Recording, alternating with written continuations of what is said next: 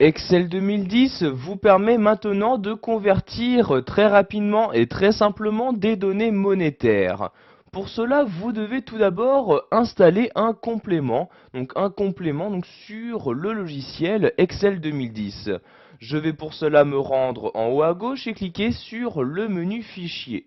Une fois dans ce menu, je vais ici descendre dans la colonne de gauche et cliquer sur Options pour accéder aux options de ce tableur.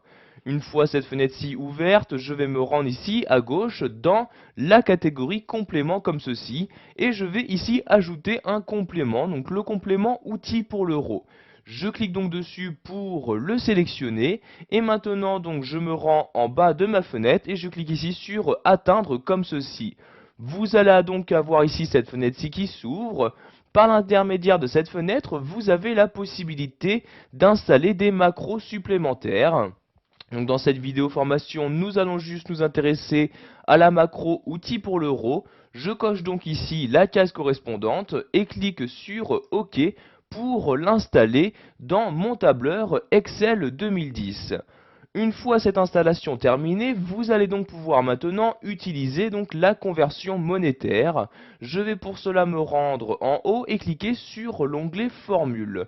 Vous allez avoir maintenant tout à droite de cet onglet une partie ici qui vient d'apparaître, donc une partie qui va vous permettre de convertir et de mettre en forme vos monnaies en euros. Donc par ici je vais cliquer sur conversion en euros et je vais maintenant donc procéder à une conversion de données. Donc comme plage source, je place mon curseur à l'intérieur et je sélectionne ici donc toute cette plage-ci.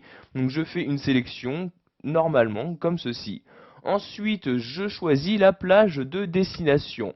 Pour ce faire, je place mon curseur à l'intérieur de ce champ-là.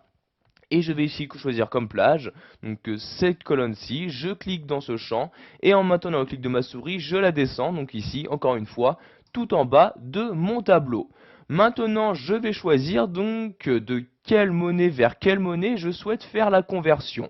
Donc ici, il s'agit d'euros, je clique donc sur cette flèche-ci et je sélectionne les euros. Donc vous voyez ici, je sélectionne la ligne euros comme ceci. Et je vais par exemple ici les convertir en francs. Je clique donc ici sur la flèche et je sélectionne le franc français comme ceci. Donc vous allez ensuite pour finir choisir le format de résultat que vous souhaitez avoir.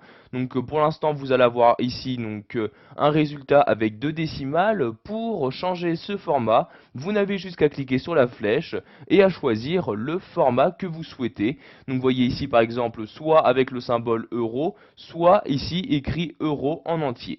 Donc je vais par exemple ici utiliser le symbole comme ceci, puis je clique sur OK pour effectuer la conversion.